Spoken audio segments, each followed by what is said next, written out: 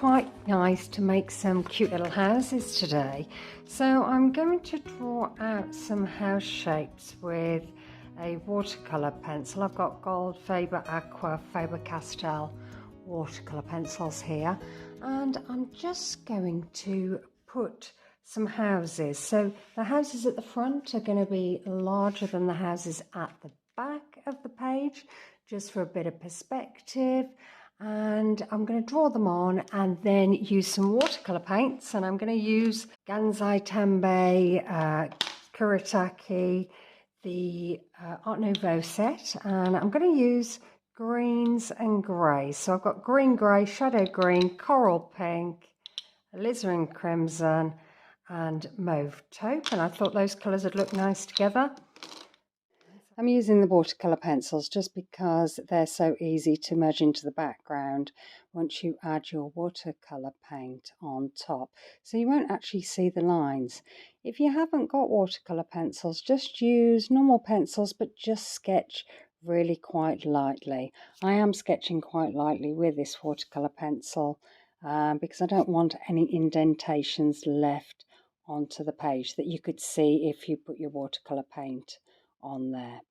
So I've grabbed my colour and I'm just painting some lovely little houses in this green shade, so just filling in the area there and moving on to a purpley plum colour and adding some windows and filling in my little house there as well. I've got inspiration from Kate Rebecca Leach book, which is the Creative Abstract Watercolor book. Lots of lovely things to do in there, and it's really quite inspirational. She uses beautiful colours and it shows you how to do these little houses. They're really simple and easy to do. These houses might look complicated, but once you break it down, basically they are just simple square shapes, and then you are going to do some domed roofs and decorate with some Posca pens and some gold pens, or any pens you want really. I am leaving a gap in between the houses, but if you are struggling to leave those lines, don't worry, you can use your white Posca pens or acrylic paint pens to sharpen that up, and I'll show you how to do that a little bit later on in the project. I'm using muted colours from the Kuretake Gansai Tambi 24 Art Nouveau set, just because I like the colours and I think it really suits this particular painting. So I've gone for greens and pinks, opposite colours of the colour wheel, just because the colours will bounce off each other. And then with the highlights of the Posca pen and adding some gold Uniball metallic pen, I think that would look really nice. Don't worry at this stage if your painting doesn't look like much. It will be transformed once you add that pen. So I'm just adding colours into the windows there and trying to alternate the colours. So I don't really want the greens together. I want pink and green alternating as we go up the page. And as you can see, just adding some different colours along the way.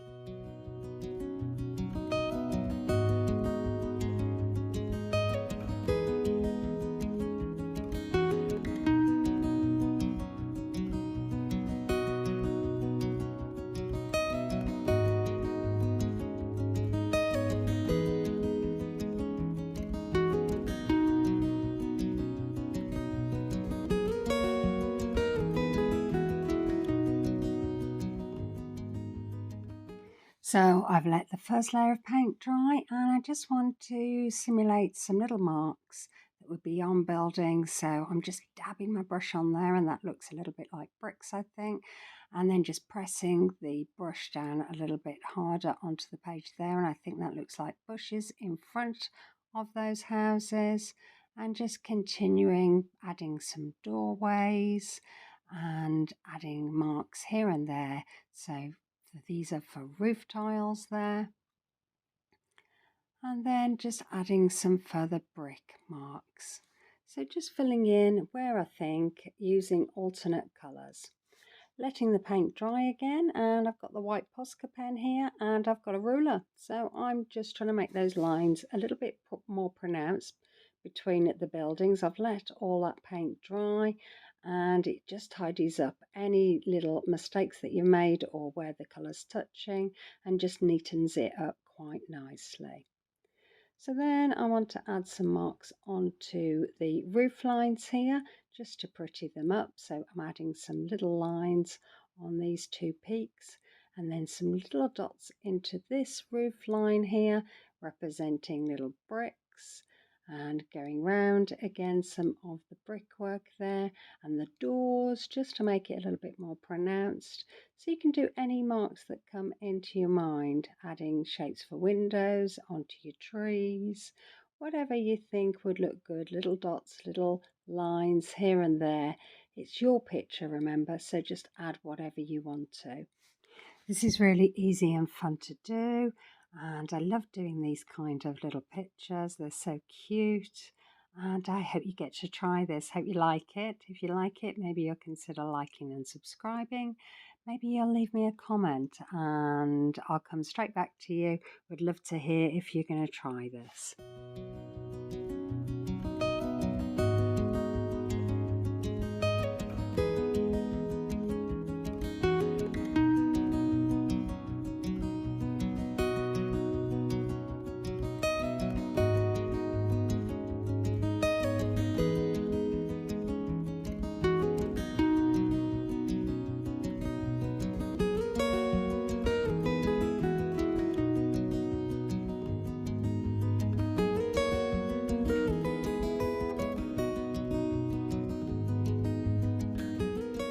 I've swapped over now to the gold Uniball broad pen, and I just wanted to add a little bit of glitz. So just circling some of the marks that are on there, adding some lines here and there, going over some of the white marks, and because the broad pen is smaller than the Posca pen, you can see both of those lines, one behind the other.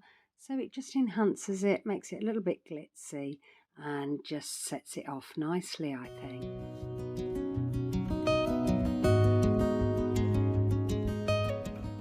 When you've finished, you want to heat up all the tape and then peel it off very gently to reveal your lovely picture. So I think it's turned out really well. I've been really pleased with that. Really enjoyed doing it. It was so much fun, and I'm bringing it up to the camera so you can have a look at the detail. So I hope you get to try this. Let me know in the comments how you get on. Do you use these colours or do you change your colours up? Have you already got this watercolour book? Would really love to hear your arty journey, all about it. Okay, well, have a good day. See you. Bye.